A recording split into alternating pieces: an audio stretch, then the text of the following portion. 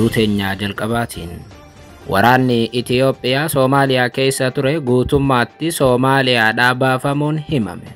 Waraanni kun garee shororkeessitoota waggootaaf Soomaaliyaa keessatti barbadeessaa kan ture yoo ta'u, amma mootummaa Soomaaliyaatiin ari'ameera. Maaliif baafame? Gama mootummaa Itoophiyaatii maaltu jedhame bal'inaan dhageessu.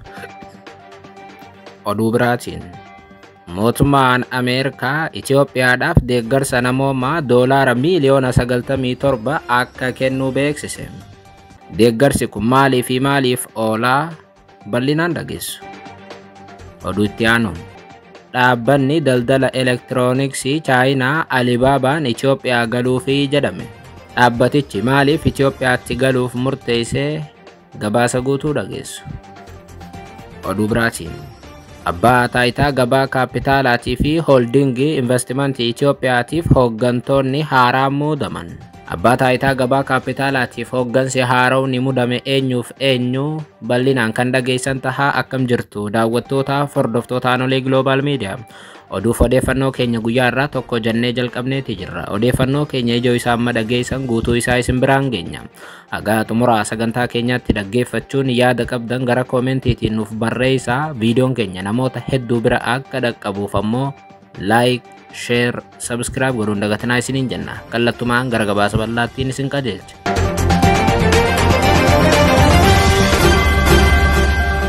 Oduu teenyaa jalqabaatiin. Mootummaan Ameerikaa Itoophiyaadhaaf deeggarsa namoomaa doolaara miiliyoona 97 kennuuf murteesse. Ameerikaan Itoophiyaadhaaf deeggarsa namoomaa doolaara miiliyoona 97 akka kennitu beeksifteetti. Doolaara miiliyoona 97 keessaa doolaarri miiliyoona 87 deeggarsa baqattootaatiif akka ramadame ibsameeti jira. Ministeera gargaartuu dhimmoota nageenya lammiilee dimokiraasiitii fi mirgoota namoomaa Ameerikaa kan ta'an Uzraa Zayaa daawwannaa Finfinneetti taasisaniin deeggarsa kanaas ifoomsan. Gargaarsi kun qaama deeggarsa waliigalaa doolaara miiliyoona 536 Ameerikaan biyyoota Afrikaa Saharaa gadiitti argamaniitiif ramaddee akka ta'es ibsameeti jira. Akka imbaasiin Ameerikaa ibsetti deeggarsi kun tattaaffii Itoophiyaan baqattoota miiliyoona 1.8 ol keessummeessuudhaaf taasiftu deeggaruu fi fedhii deeggarsa namoomaa bal'aa biyyattii keessatti mul'atu furuuf kan kaayyeeffateedha jedhameera. Uzraa Zayaan daawwannaa hojii Finfinneetti taasisaniin ministeera dhimma alaa Taayyee Asqasillaaseetii fi ministeera haqaa Geediyoon Ximootiyoos dabalatee aanga'oota Itoophiyaa waliin dhimmoota tumsa namoomaatii fi mirgoota namoomaa irratti mari'achuu isaanii imbaasichi ibseeti jira. Imbaasiin Ameerikaa akka ibsetti Ameerikaan bara kana biyyoota Saharaa gad jiraniif deeggarsa doolaara biiliyoona 3.7 kan dhiyeessite ta'us fedhiin gargaarsa namoomaa garuu hedduu dabalaa dhufu imbaasichi eereeti jira. Naannawa kanatti namoonni miiliyoona 38 ol qe'ee isaaniirraa buqqa'anii akka argamanis dhaabbata mootummoota gamtoomaniitti koomishiniin baqattootaa ni ibsa. Doolaarri miiliyoona 100 dhiyaatu kun Itoophiyaaf kan kenname buqqaatiin Itoophiyaa keessatti hammaachuu hordofeeti. Erga ministeerri muummee Abiyyi aangoo qabatee biyyattii keessatti nageenyi argamee hin beeku. Oromiyaa, Amaara, Tigraay fi naannoo biraatti walitti bu'iinsa jiru lammiileen nagaa guyyaadhaa gara guyyaatti ni buqqa'u.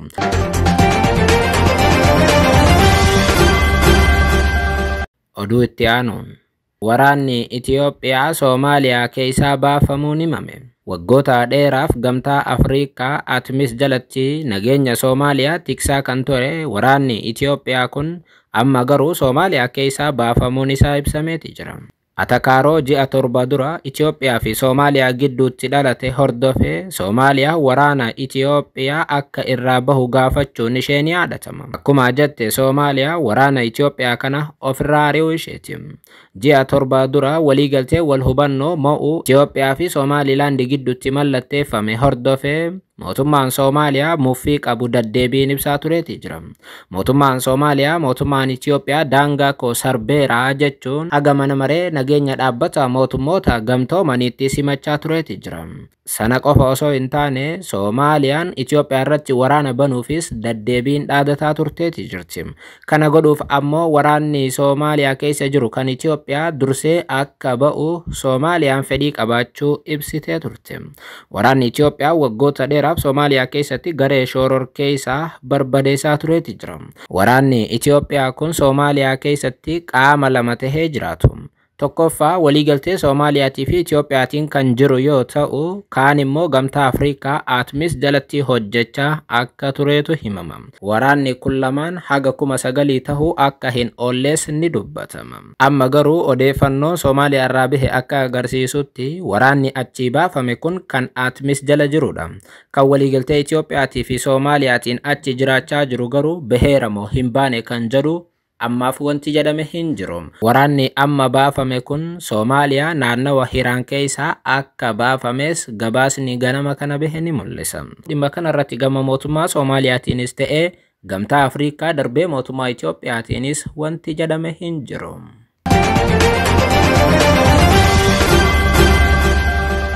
Oduu biraatiin dhaabbanni daldala elektirooniksii Chaayinaa Alibaabaan Itoophiyaa galuufi jedhame. Tajaajila daldala gurgurtaa onlaayinii guddaa kan ta'ee fi Alibaabaa Groupiidhaan qabame kan jiru Ali Express gabaa Itoophiyaa keessa seenuuf akka jiru ibsame. Dr. Abiyot Bayyuu gorsaa olaanaa Ministeera Innoveeshinii fi Teeknooloojii akka jedhanitti dhaabbanni kun biyyatti hojii akka jalqabuuf waliigaltee irra gaameeraa jedhan. Yeroo dhiyoottis Itoophiyaatti hojii akka jalqabu himan. Oduun kun kan dhaga'ame erga walga'iin vaarchuwaalii hagayya 7 2024 qondaaltota Itoophiyaatii fi garee Alibaabaa Chaandee Zhuangiitiin durfamu gidduutti taasifameen boodadha. Murteen Ali Express akka biyya seenuu godhe erga mootummaan Itoophiyaa dhiheenya kana haaromsa diinagdee taasisee boodaadhaas jedhameeti jira. Haaromsi diinagdee tibbana taasifame jalqaba irratti investimentii alaa hawwachuuf akka ta'e mootummaan Itoophiyaatis ibsaa ture. Kunis ammoo haala diinagdee biyyattii irratti jijjiirama guddaa fiduuf akka kaayyeeffate mootummaan Abiyyi dubbachuun isaanii yaadatama. Boordiin investimentii Itoophiyaa baatii eblaa keessa qajeelfama baasee tureen dameewwan amma dura investoroota biyya keessaa qofti irratti hirmaatan amma booda kan biyya alaatis akka irratti hirmaataniif qajeelfama tolchee ture. Qajeelfamni kunis ammoo daldala jumlaa, daldala gurgurtaatii fi alergii kan hammatu ture. Dabalataanis ministeerri daldalaa Itoophiyaa sirna hayyamaa haarawa waltajjiiwwan elektirooniksii mijataa ta'e hojiirra oolcheeti jira. Akka odeeffannoo ministeera daldalaa Itoophiyaa irraa bahe mul'isuutti hanga muddee 2023tti hayyamni daldala elektirooniksii 45 kennameera.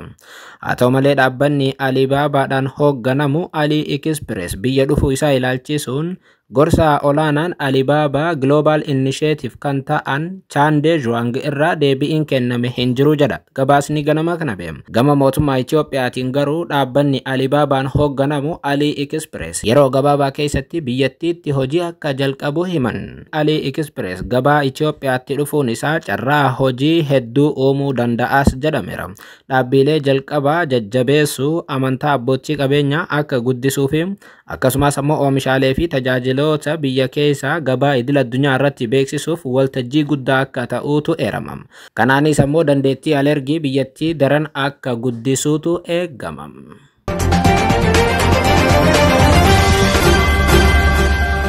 Oduu xumuraatiin abbaa taayitaa gabaa kaapitaalaa fi holdingii investimentii Itoophiyaatiif hooggantoonni haaromni muudaman. Daareektara abbaa taayitaa gabaa kaapitaala Itoophiyaa kan turan Dr. Biruk Taayyee itti gaafatamummaa isaanii irraa kaafamuun isaanii ibsameeti jira. Bakka isaanii immoo Aadde Hannaa Tahalkuu muudamaniiru. Daareektara olaanaa abbaa taayitaa gabaa kaapitaala Itoophiyaa ta'uun kan muudaman Hannaa Tahalkuu damee seeraatii fi yakka diinagdeetiin walqabatan irratti muuxannoo bal'aa akka qabanis ibsameera.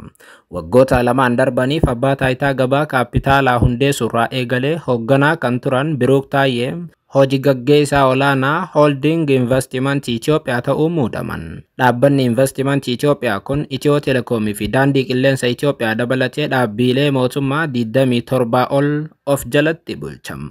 Dhaabbata kana keessatti jijjiiramni akkuma jiru rakkoon akka jirus eerama.